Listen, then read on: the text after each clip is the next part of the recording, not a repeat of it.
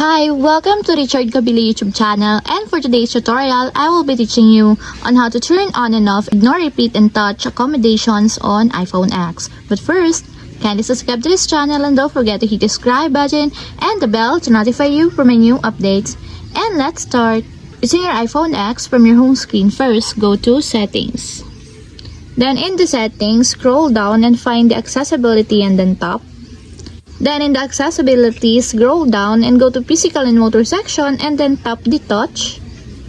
Then in the Sport and the Touch, scroll down again, then tap the Touch Accommodations.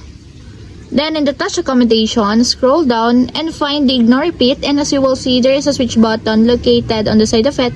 Then all you have to do is just tap it to enable until it becomes green. When the Ignore Repeat is enabled, the duration in which multiple touches are treated as a single touch.